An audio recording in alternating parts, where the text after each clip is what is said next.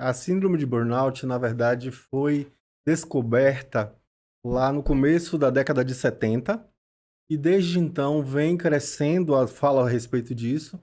A gente vê que na década de 90 houve um boom e hoje no Brasil a gente tem muita publicação, inclusive muita coisa de baixa qualidade, para poder me inspirar na nossa fala de hoje. Eu, essa semana, passei dando uma pesquisada, fazendo uma espécie de uma meta-análise do material escrito a respeito de burnout em policiais.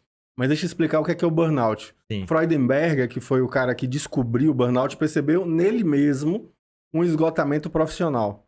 E aí foi se dedicar a estudar, a perceber que não era uma simples depressão, porque a princípio parece uma depressão.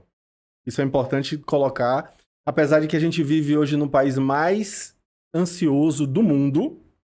O Brasil é tido como o país mais ansioso do mundo. Então aqui o burnout tem uma afeição mais próxima da ansiedade. Tem essa característica que é bem peculiar com relação ao Brasil.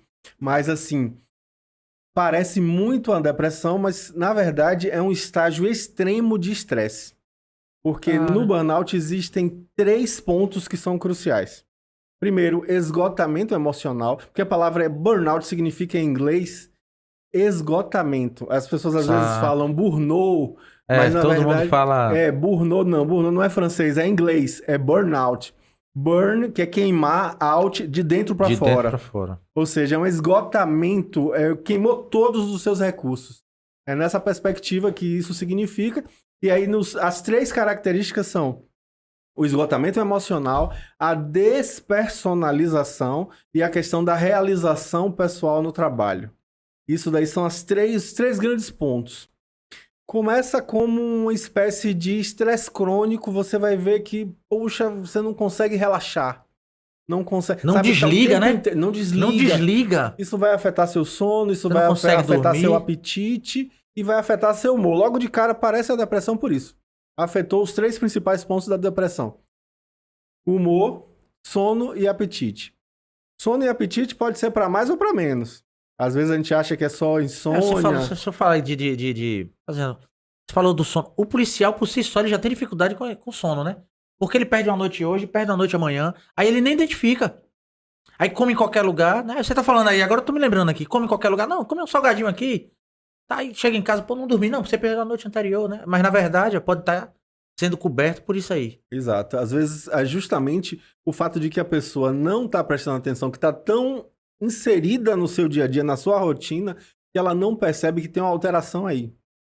E isso se mantém. Vira rotina. Isso Vira rotina. Faz parte do seu dia a dia. E aí, nessa tensão, você começa a perceber em você pensamentos negativos. Tipo assim, pô, o que eu faço não contribui realmente no final das contas. Isso tem a ver com a realização profissional do trabalho. E aí você, às vezes, se vê no meio do trabalho ali e se pergunta, pô, se fosse outra pessoa no meu lugar, teria algum problema? Por que tem que ser eu?